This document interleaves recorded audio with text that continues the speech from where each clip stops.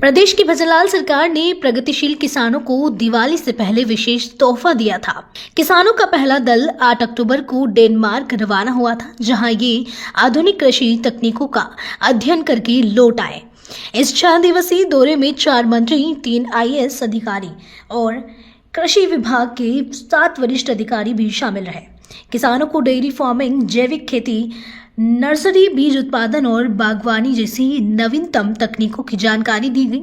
Denmark से लौटे ये अधिकारी और किसान अब अपने जिलों में कार्यशालाओं के माध्यम से इन तकनीकों को अन्य किसानों के साथ साझा कर रहे हैं। राज्य सरकार ने बजट 2025 में ये निर्णय लिया कि वैश्विक तकनीक है उनका राजस्थान के परिप्रेक्ष्य में कृषि क्षेत्र में किस तरह से उसका इम्प्लीमेंटेशन किया जाए, कृषि क्षेत्र में कैसे उन चीज़ों को लाई जाए। इसके तहत 100 किसानों का ये संकल्पित किया गया कि उनको इजराइल या दूसरे जो कृषि या एनिमल हस्बेंड्री सेक्टर में जो देश आगे हैं, जिनके पास काफ़ी अच्छी तकनीक है, वहाँ पर प्रोग्रेसिव किसान है 100 उनका भ्रमण कराया जाएगा। और इसी के क्रम में फेज फर्स्ट में राज्य सरकार ने 38 किसान और उसके साथ में तकनीकी अधिकारी और पॉलिसी मेकर्स, मंत्रीगण, इनका एक डेलीगेशन, एक पूरा प्रतिनिधिमंडल तैयार करके 55 जने डेनमार्क का दौरा किया गया। और वहाँ पर जाने का मुख्य उद्देश्य डेनमार्क कृषि क्षेत्र में भी और डेयरी और पशुपालन क्षेत्र में भी एक अग्रणी देश है। तो वहाँ की जो कृषि क्षेत्र की तकनीक है, डेयरी क्षेत्र की तकनीक है, उनके ऊपर पूरा विस्तृत अध्ययन किया गया इस दौरे के दौरान। 12 जिले के सहरिया बहुल इलाके में आजादी के 78 साल बाद बनी पक्की सड़कें स्थानीय लोगों के लिए नई जिंदगी का आधार बन गई है। प्रधानमंत्री जनमन योजना के तहत किशनगंज और शाहबाद ब्लॉक के 31 बसावटों में से कई में सड़क निर्माण पूरा हो चुका है।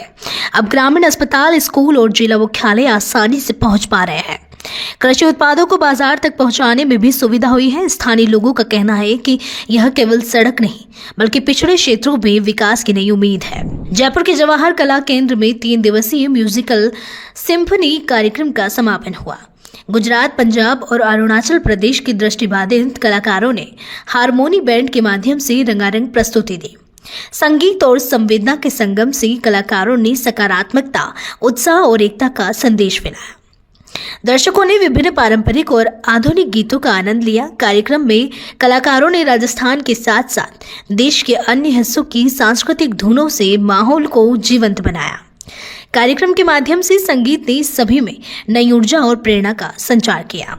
वो हम सब में कोई ना कोई टैलेंट है। और जब मैं ज्वाइंट सेक्रेटरी DPWD डिपार्टमेंट में था तो वहाँ करीब 26 स्टेट से इस तरह के बैंड मैंने तैयार करवाए थे, जिसमें सारे बच्चे विजुअली डिसेबल। इसलिए जब मैं यहाँ था आया, मुझे चार्ज मिला तो मैंने सोचा इन बच्चों को अपने जयपुर में भी चांस मिलना चाहिए। बच्चे बहुत टैलेंटेड हैं और इतनी दूर से आएंगे, सबका एक्सपोजर होगा, पिंक सिटी में आएंगे। और जैसा आप सब ने देखा कि कितनी अच्छी परफॉर्मेंस इन बच्चों ने दी,